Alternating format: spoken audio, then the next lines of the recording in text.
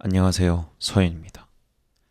어제는 그건 연습을 해보고 처음 영상들을 올리며 다소 좀 소홀했던 일들에 대해서 좀 집중을 했습니다. 제 스스로 좀 더 쉬기도 하고 이제 오늘 오랫동안 또 이제 일을 하긴 했는데 오랫동안 조금 일을 어디 출근을 하고 그러지는 않았었죠. 근데 이제 오늘 첫 출근을 간만에 하게 돼서 그 전에 조금 준비해야 될 준비 서류들이 좀 필요했었는데 그런 걸 이제 어제도 좀 준비를 하고 그리고 또 제가 제 나름의 시간을 보내며 조금은 어, 제 입장을 많이 생각을 해주고 기다려준 여자친구와의 시간과 또 조금의 오랜 대화도 조금 진행을 하느라 좀 쉬었습니다. 그래서 그랬고요. 그 마땅히 해야 되는 일들이라는 게 있다고 이전부터 얘기는 했는데 좀 뭐 표현은 같지만 조금은 다를 수 있는데 여러분도 그 여러 가지 신분이라고 해야 될까요? 그런 것들이 있으실 것 같아요. 뭐 일단 기본적으로 가족의 구성원으로서의 여러분이 있고 또 사회의 구성원으로서의 여러분의 입장이 또 있죠. 그래서 나에서부터 여러 관계들 속에 규정되는 스스로가 다 이런 게 좀 다른데 뭐 어느 그룹에서는 여러분이 관계 속에서 조용하게 들어주고 자리를 지키는 입장이실 수도 있지만 또 어느 그룹에 가면 조금은 다른 분들을 리드하고 조율하는 입장이실 수도 있죠. 그 페르소나라고 하나요? 그 사회적 여러 모습들 또는 가면들과 같은 여러 신분들을 의미하는 걸로 알고 있는데 요즘 사회가 좀 다양하게 사람들을 만나게 되고 뭐 다양한 계층들의 다양한 뭐 직군들의 뭐 다양한 뭐 여러 분야에서 계속 이제 여러 관계가 만들어지기가 더 쉬워지다 보니 그만큼 그 페르소나라고 부를 만한 게 점차 많아지고 그런 여러분들도 여러 관계들 속에서 여러 가지의 어떤 앞서 말씀드린 신분, 사람으로 좀 규정이 되는 것 같아요. 근데 저는 이렇게 많아지는 어떤 페르소나를 저는 다 유지할 수도 만들어낼 수도 없더라고요. 그게 좀 잘 맞지 않는달까? 그래서 저는 스스로 관계를 깊고 좁게 가지는 유형의 사람인 것 같다라고 좀 이야기를 하는 편이에요. 뭐 최소한 저에게는 그게 맞는 것 같더라고요. 그래서 저는 제 주변의 제 사람들을 되게 잘 챙기고 싶어 하는 것 같아요. 그냥 정말 제 사람이라고 느끼는 사람들이 그렇게 많지 않기는 해요. 그리고 또 때로는 이제 나이도 먹고 뭐 결혼한 친구도 있고 그러면서 좀 이전과 달리 좀 달라지고 그러다 보니까 점차 또 잃어가는 때가 있기도 하더라고요. 그래서 저한테는 딱 한두 명 정도 남아 있는데 친구와 제 친구 한 명 딱 이렇게 두 명 정도 있는데 그 둘이 제게는 참 소중합니다. 그래서 필요하다면 언제든 그들의 이야기를 가장 우선순위로 듣고 곁에 있으려고 하는 편이거든요. 물론 제 여자친구가 더 우선이지만 제 친구도 그걸 충분히 이해하고 그리고 저 역시 그렇게 생각하고 그걸 원하고 있습니다. 여러분도 이런 복잡한 어떤 페르소나와 관계 속에 좀 힘드시겠지만 아니면 뭐 좋아하실 수도 있고요. 저는 좀 그런 부분에서 조금 다소 피로감을 느끼는 편이라서 또 때로는 가끔 제가 이런 거를 좀 가급적이면 매일 이렇게 하고 싶었던 것도 사실인데 저한테 뭐 컨텐츠를 올리는 게 정말 제 사람을 챙기는 것보다는 절대 중요한 게 아니라서 뭐 열심히 하는 거 너무나 좋지만 저는 제 사람들을 잘 챙기는 사람이 가장 먼저 되고 싶은 것 같습니다. 뭐 이제 각설하고 필사 내용들을 바로 좀 이야기를 해볼게요. 오늘은 평소와 다르게 조금 의문이 드는 편이었던 것 같아요. 두 책의 내용에 대해서 모두 조금 비판적인 시선으로 보게 되는 것 같더라고요. 반야의 신경에서 말씀하시는 거는 이것이다 라고 할 게 없다면, 뭐 제가 느끼는 바로는 정답이 없다는 것을 알게 되면 이라고 얘기를 하신 것 같아요. 뭐 그렇다면 모두 포용해낼 수 있고, 그 자기 생각을 고집하는 사람들과도 걸림없이 살 수 있다는 말씀을 하셨어요. 또 다른 필사는 돕기다에서 짧게 이야기하면, 그 미움이라는 것은 받을 수도 있는 것이지만 그것을 두려워하며 자신의 삶을 잃지 말라라는 내용이라고 해석이 되었어요.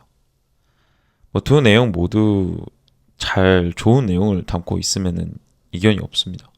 하지만 이전에 이야기했던 어떤 표현을 얘기를 했었는데, 이게 좀 제 마음에 걸렸던 것 같아요. 표현이라는 게 또 되게 중요하다고 느끼게 된 지 얼마 지나지 않아. 두 내용을 접하니 뭐 제 식견이 아직 좀 좁고 부족해서 그럴 수 있기는 하겠지만, 저로서는 좀 확 와닿지는 않았거나 조금은 나아가서 오해의 소지도 좀 있지 않을까라는 생각이 좀 느껴졌거든요. 뭐 삶을 살아가는 진짜 수많은 여러분들은 되게 공통점과 차이점을 가지고 살아가죠. 요즘 유전공학이 워낙 발달을 하다 보니 유전자 검사도 되게 일반화되어 가면서 그 유전자나 이제 게놈에 대한 어떤 지식들이 되게 일반화되는 느낌이에요. 근데 그 유전자의 염기는 단 그 배열과 서열로 모든 생물들이 어떤 또 나름의 공통점과 차이점을 보이면서 살아간다는 것을 보면 정말 신기해요. 단 네 가지 염기인 아데닌, 구아닌, 사이토신, 시토신이라고 하는데, 뭐 이게 어떻게 배열되고 얼마만큼 배열되어 있는지에 따라 수많은 생명체들이 만들어진다는 걸 보면, 이런 사실에서 저는 그 다양성의 끝을 알기 정말 어렵다고 느껴지는 것 같아요. 그러니까 그렇기 때문에 정말 수많은 관계 속에서 벌어지는 갈등 속에서 개인이라는 게 어떨 때는 정말 한없이 작게 느껴지는 것 같아요. 그리고 그러다 보니 다른 선택지가 없다고 느껴질 때가 간혹 있어요. 뭐 이전에 저는 그런 갈등 상황에서 반야신경에서의 이야기처럼 정답은 없다, 뭐 뭐라고 하셨죠? 이것이다 라고 할 게 없다라는 말을 받아들이지 못한 나의 잘못일까라는 생각이 들었었던 때가 있었던 것 같아요. 예전에. 어쩌면 그렇다 보니 내가 초탈하지 못한 나의 문제인가? 내가 받아들여지지 못한 나의 문제인가? 그럴 때가 있다고 느껴집니다. 뭐 그런 머릿속에서 그래도 나는 사람이고 불완전하니 괜찮다며 잠시 스스로 챙기는 것 같은 마음이 자연스럽게 떠오르기에는 정말 어려운 것 같더라고요. 그런 상황이 되면 내 잘못인가? 내가 잘못했나? 막 이런 계속 생각을 하게 되는 쪽으로 가면은 또 그거는 그거 나름대로 어떤 모멘텀을 잡기는 어려운 것 같아요. 그래서 지금은 그나마 조금 이제 그래도 나도 내가 불완전하니까 좀 내가 잘못한 게 있으면 미안하다, 용서를 구하고 안 그러겠다, 얘기를 해야겠다라는 마음에서 이렇게 조금 잠시 이렇게 챙겨가는 편이 되려고 노력을 하고 있는데, 그것도 약간 의식적으로 균형을 잡기 위해 노력하고, 그러기 위해서 스스로 그럴 수 있는 힘이 되게 많이 필요하다고 많이 느껴졌거든요. 지금은 좀 그럴 수 있는 상태인 것 같다고 하지만, 근데 이게 진짜 또 그런 상태가 되기까지도 쉽지는 않은 것 같아요. 그러니까 저도 좋은 사람들이 옆에 있었고, 그리고 여자친구와도 뭐 갈등이 있을 때도 좋게 잘 풀어나가려고 했고, 그렇게 쌓이면서 저도 많은 성장을 했고, 근데 그런 과정이 요즘 시대에서 얻기는 정말 쉽지 않은 것 같아요. 그래서 왠지 법륜스님의 구절이 오늘은 조금 멀게 느껴진 것 같습니다. 또 반면에 필사는 돕기다에서의 내용은 그 자신의 인생을 그 미움받는 것에 두려워하며 잃지 말라. 자신의 인생을 잃지 말라라는 아주 좋은 내용이었던 게 사실입니다. 근데 어떻게 보면은 이 내용을 얘기하게 된 게 이게 큰 문화적 이슈라고 느껴지는 게 사실이었고, 이 인터뷰를 하신 분은 일본의 작가분이신 만큼 동양의 문화권에 계시고, 그 동양의 문화권에선 관계를 중시하며 그 속에서 균형을 잡으려는 어떤 문화적 특성이라는 게, 뭐 서양적 문화, 서구적 문화에 비교하자면 상대적으로 그렇게 얘기를 할 수 있죠. 그런 두드러지는 특성들이 있는데, 이 특성에서 생겨나는 문제에 대한 통찰이라는 걸로 좀 느껴졌어요.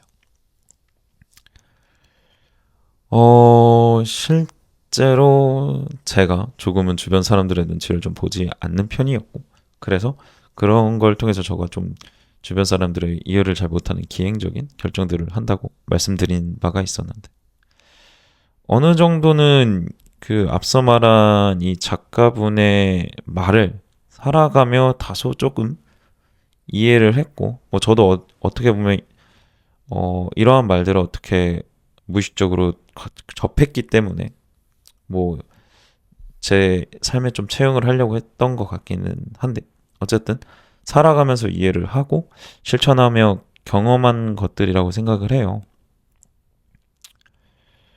아, 그래서 제게도 이 어떤 말, 자신의 인생을 미움받는 것에 두려워하면서 전전긍긍하면서 살지 말자라는 말이 제게도 참 큰 도움이 됐던 구절이라고 생각이 들었어요. 그리고 이 내용에서 이 작가분은 다른 무엇보다 해당 글을 읽는 독자들에게 미움받을 수 있는 어떤 용기를 응원하고 불어넣기 위한 표현이었다고 생각을 합니다. 근데 이게 저는 뭐 제가 조금 오글거리는 표현을 그렇게 좋아하는 편이 아니기는 해요. 뭐 제가 이런 얘기를, 뭐 제가 하는 말도 그럴 수는 있는데, 어쨌건 간에 조금 이제 얘기를 하자면, 요즘들 많이 나오는 어떤 자기계발서들 되게 많잖아요. 자기계발서들 진짜 많은데, 이 자기계발서들이 조금 위험할 수 있지 않을까? 라는 생각을 가끔 하곤 합니다. 이게 조금 좁은 의미로 이해하면 오해가 생길 수 있다라는 뭐 그런 이야기라는 말이에요. 이러한 저의 어떤 시야를 되게 재밌게, 아주 재미있는 영화로, 스토리로 풀어서 어, 만들어진 작품이 있습니다. 바로 짐 캐리 주연의 예스맨이라는 영화인데요. 정말 재밌는 영화죠. 워낙 세계적인 코미디언이고 할리우드 영화에서 흥행도 나름대로 성공한 걸로 기억을 하고 있습니다. 쉽게 말해서 이제 그 짐 캐리의 예스맨 영화 같은 일들이 이제 잘못 받아들였을 때 어떻게 될 수 있느냐, 어떤 자기계발서라든가 아니면 어떤 그런 이념들이. 그래서 예스맨이라는 영화가 그런 글들과 이념에 대해서 좀 재미있게 약간은 비판적으로 아름답게 풀어낸 영화라고 말씀드릴 수 있을 것 같은데요. 일단 영화 얘기를 좀 잠깐 하면은, 영화에서는 그 어떤 강연하시는 분이 있죠. 짐 캐리가 되게 삶에 어떤 의욕 없이 너무 막 그냥 열심히 없이 살아가다가 주변 지인들도, 친구들도, 소위 친구라고 생각했던 사람들도 짐 캐리에게 난 뭐 딱히 너랑 그렇게 친한 건 아니고, 뭐 네가 있다고 해도 너의 죽음을 딱히 슬퍼할 것도 아니고 라는 이런 어떤 묘사들이 있습니다. 그래서 어느 순간 짐 캐리가, 배우가 역할에서 뭔가를 깨닫고, 이렇게 살아서는 안 되겠다라는 어떤 무언가가 있었고, 그래서 어떤 강연에 홀린 듯이 들어가요. 거기서 그 강연자분은 굉장히 강렬하게 사람들에게 이렇게 얘기를 하는 대목이 있었던 것 같아요. 무조건 예스를 외치라고 하라는 거죠. 그리고 그저 행하라고. 이게 지금 이렇게 얘기하는 건 굉장히 심플하죠. 그 강연자의 말은 굉장히 심플하십니다. 하지만 실제로는 그렇게 하는 행동에는 나름의 이유가 있고, 프로세스라는 것들도 있고, 그렇다라는 거죠. 더 복잡하다는 거죠. 하지만, 이 강연이라는 게 어떤 한 사람 붙잡고 뭐 몇 날 며칠을 가르치는 게 아니라 다수의 사람들에게 짧게 어떤 핵심만을 뽑으려 하다 보니 이 예스를 외치면서 그것을 행하고 남을 돕는 어떤 선행에서 진정으로 추구해야 되는 것이 무엇인지는 담아내기 정말 어려웠던 것 같아요. 그래서 그게 단순하지 않다라는 거는 강연자도 알고 있어요. 그리고 이 강연자는 어떻게 보면은 정말로 나름의 깨달음을 얻으신 분인 것 같아요. 영화를 다 보고 나면 나름대로 얻으신 분이지만 이게 또 나름대로 강연이라는 어떤 비즈니스를 하시면서 핵심을 뽑아서 얘기를 하려다 보니 단 한마디로 일축할 수 있는 게 뭘까? 에서 그냥 예스, 그리고 그냥 예스를 행하다 보면 내가 느낀 바를 너희들도 느끼게 될 거야. 이게 어떤 단순하게 전하지만 생각보다 되게 복잡하지만 너희들이 예스를 하고 행하다 보면 진짜로 내가 지금 나름대로 이르는 경지에 이를 수 있을 거야. 물론 이 경지까지 이르기엔 되게 복잡하지만 내가 지금 너희들이 나에게 나의 티켓을 끊고 나의 강연을 들으면서 탄 핵심을 딱 원한다면 나는 이 말을 해줄 수 있을 것 같아 라는 아마 입장과 태도이시지 않으셨을까 싶어요. 그래서 이게 대중이라고 얘기할 수 있는 다수의 청중들은 이런 어떤 복잡한 이야기를 그 짧은 시간 안에 한정적으로 이야기할 수 있는 건 정말 불가능하다고 생각을 해요. 그래서 실제로도 짐 캐리도 지금 생각해보니까 짐 캐리가 어느 세미나 강연장을 잘못 들어갔다가 예스맨 예스를 외치는 강연을 잘못 보고서 매료됐던 걸로 기억을 합니다. 좀 정정을 하게 됐는데요. 어쨌든 다시 이어서 얘기하다 보면 어쨌든 그래서 영화에서 짐 캐리 배우도 표면적으로만 그 말을 이해하는 모습으로 시작을 해요. 그래서 본인이 은행에서 일을 하는데 이제 대출을 해주려면 은행에서도 이 사람이 채무를 상환할 수 있는 능력이 있는지를 확인을 하고 어느 정도 신용을 확인한다는 거죠. 그리고 대출이 이루어지는 어떤 그 권한을 가지고 있는데 짐 캐리가 대출을 요청하는 모든 사람에게 예스를 한 거죠. 그리고 실제로 영화에서는 큰일 났다라고 생각을 하지만 오히려 당신의 예스 전략이 채무자들의 상환율을 극도로 올렸다. 그래서 오히려 은행에게 이익을 주었기 때문에 갑자기 승진 자리를 요구를 하고 뭐 이런 식으로 굉장히 잘 풀리는 게 있기는 해요. 하지만 뭐 나름대로 그러면서 또 다른 인연을 만나기도 하고 잘못된 어떤 행동에서도 본인이 원하지 않는 것에서도 예스를 하게 되면서 문제가 생기기 시작을 하죠. 그래서 이런 부분에서 다시 강연자에게 짐 캐리가 찾아와서 이거 어떻게 해야 되는 거냐라는 이런 상황에서 당신 말대로 해서 되게 잘 풀렸는데 어떤 이런 문제가 생겼는데 어떻게 해야 되냐라고 또다시 본인이 생각하는 현자라는 사람이 된 거죠. 이미 그 순간에 인생이 좀 잘 풀리고 했으니까 또 되게 광신적인 어떤 모습을 보였기 때문에 그 강연자에게 찾아온 것 같다고 기억을 해요. 근데 실제로는 그렇게 단순한 게 아니다.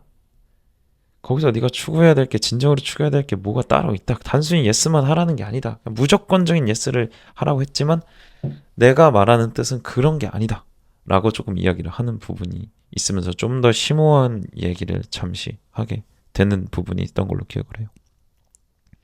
결국 그 언어 복잡함을 조금은 더 이해하고 더 나은, 더 행복한 시간을 보내는 짐 캐리 배우의 어떤 역할이 보이면서 막에 다다르는데 제일 마지막에는 이 영화가 굉장히 멋진 그 어떤 청중들에게 하나의 장면을 던져요.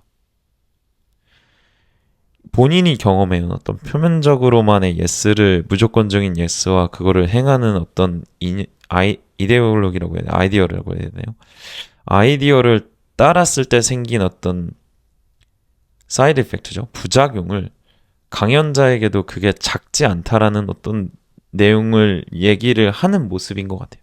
어떤 식으로 이루어지냐면 그 예스라는 강연을 들으러 오는 모든 사람들에게 짐 캐리가 어떤 무리한 어떤 우스꽝스러운 요구를 하게 되고 그럼에도 그 아이디어를 어떻게 보면 조금은 무비판적으로 받아들이는 청중들의 모습인 거죠. 무조건 예스를 하게 되는 거예요. 표면적으로만 하고. 그러고 이제 강연이 시작되는 어떤 모습이 보이죠. 짐 캐리의 어떤 그런 게 있고 강연이 시작되는데 그때 강연자가 여느 때처럼 굉장히 폭발적이고 퍼포먼스가 멋진 강연의 모습으로 청중들을 압도하려고 나오지만 오히려 역으로 어떠한 모습에 당황해서 말문을 잇지 못하고 강연을 이어나가지 못하는 어떤 순간의 모습이 보입니다. 그 와중에 청중들은 예스라고 그에게 오히려 대답을 하고 있게 되죠. 여기서 보여주는 이 장면은 어떤 아이디어를 이야기하는 바에 있어 얼마나 오해의 소지를 줄이는 것이 중요한지에 대한 내용, 그리고 무조건적으로 어떤 아이디어를 수용하면 안 된다라는 그 어떤 경고가 동시에 그 한 장면으로 동시에 되게 잘 전달이 됐다고 생각을 합니다. 그렇게 영화는 끝이 나죠. 그래서 생각보다 우리가 그 복잡성을 온전히 어떤 아이디어에 대한 복잡성을 온전히 이해하는 데는 더 많은 노력과 성찰과 자신의 세계가 부서지고 새롭게 만들어지는 반복이 굉장히 많이 필요하다고 생각합니다. 이건 좀 이따 얘기해도 되고 저는 오히려 자신의 세계가 그 부서짐에 두려워하지 말라는 말이었으면 어땠을까 해요. 그래서 이것 역시 제가 그 작가분의 내용을 온전히 이해하지 못했거나 또는 조금은 오해를 하고 있기 때문일 수도 있을 것 같습니다. 하지만 제 모습이 다른 사람들의 모습과 전혀 다르다고 느껴지지는 않아요. 오히려 이 언어라는 한계가 아마 이게 참 어렵다. 언어라는 도구가 굉장히 어떤 사람의 마음과 감정을 되게 잘 이해할 수 있다라고 얘기하는 것 같지만 저희의 생각과 인간의 생각과 감정도 결국엔 본인이 풀어낼 수 있는 어떤 감정의 되게 제한되는 경우, 그리고 그 제한되지 않는 무언가가 튀어나왔을 때 표현하기 어려워하는 그 되게 어느 부분의 그레이 에리아라고 하죠. 회색지대가 있는데 그 회색지대에 대한 부분에 대해서는 어떻게 설명을 하고 헤쳐나가야 될지 참 어렵다는 생각이 듭니다. 그래서 이 언어라는 툴이 되게 생각보다 한계가 많은데 그렇기 때문에 우리가 많은 어떤 아이디어나 이념을 이제 들었을 때 되게 곧이곧대로 듣거나 또는 너무 쉽게 모든 걸 이해했다라고 얘기하는 건 좀 어려운 것 같아요. 오늘은 다소 비판적인 사고가 열심히 제 머릿속에서 일을 하는 시간이었던 것 같아요. 제가 어제 쉬면서 나름 이런저런 생각들과 대화들을 좀 나눠서 였을지는 모르겠습니다. 근데 하지만 저는 이런 생각을 잘 만들어가는 게 되게 중요하다고 생각해요. 비판적 사고인지 아니면 내가 반대하는 입장을 취하고 있는지는 확연히 다르다고 생각하거든요. 비판적 사고는 조금 더 감정을 잠시 내려놓고 이성적으로 사고하는 과정의 방법이라고 생각이 들어요. 하지만 반대하는 입장은 이미 결론을 내려놓고 이야기하는 것이라고 느껴져요. 이미 반대를 하려고 했다는 거죠. 이건 비판적인 사고를 하는 게 아니라 반대의 입장에서 반대하는 입장을 그걸 현실로 추려내기 위해 비판이라는 행동으로 표현을 하는 것 같다는 생각이 들어요. 반면 비판적인 사고는 자신이 틀렸다고 느끼는 상황에선 단호하게 자신이 생각이 틀렸다라는 사실은 인정을 하고 스스로 변화를 꾀하려는 용기와 인내, 실천이 모두 뒤따라야 하는 것이라고 생각합니다. 저도 여전히 이런 비판적 사고를 제가 이야기하는 만큼은 잘하고 있다고 생각하지 않아요. 제 스스로 그냥 이렇게 추구하는 방향이 있다라고 다시 인식할 뿐이죠. 그래서 이렇게 스스로 이야기하면은 제가 이야기하면 또 제 말을 그걸 듣고 그렇게 되니까 다시 스스로 다시 다잡는 데 도움이 되는 것 같아요. 그리고 가장 어려운 게 어떻게 보면 자신이 틀렸다는 거를 자각하는 순간인 것 같아요. 뭐 물론 정답은 없다는 어떤 오늘 반야신경이 얘기해서 저도 뭐 분명히 동의하는 부분이 있습니다. 하지만 이제 뭐 절대적인 옳고 그름은 없지만 각자가 각 개인의 인생에서 뭐 개개인이 만든 어떤 가치관에 대한 방향성과 가치는 있으니까요. 그거에 빗대서 조금 이제 옳다 그르다를 얘기한다는 거죠. 뭐 저도 그렇지만 여러분도 이러한 내용들을 요즘엔 진짜 많이 접하실 것 같아요. 이제 앞서 말씀드렸던 어떤 자기계발서들이 많이 나오고 어떤 아이디어들이 정말 많이 나오고 있다는 거죠. 뭐 아까 잠깐 얘기하려고 했고 뒤에 얘기한다는 게 괜찮았다고 얘기했던 뭐 다시 얘기한다는 부분이 뭐 데카르트가 얘기했던 나는 생각한다 고로 존재한다. 뭐 라틴어로 얘기하면 코기토 에르고 숨이라고 이야기한다라고 기억을 하고 있는데 이게 참 중학생 때 들어도 뭐 데카르트 작곡하면서 좌표평면 그리고 막 그랬었는데 뭐 나는 생각한다 고로 존재한다. 그러니까 뭐 이게 뭐가 어렵지? 나 생각한다 뭐 그러면 존재하는 게 다인가? 어떻게 내가 생각한다는 것 자체로 존재를 있다고 확정할 수 있지? 확신할 수 있지? 막 이런 생각을 했었던 것 같아요.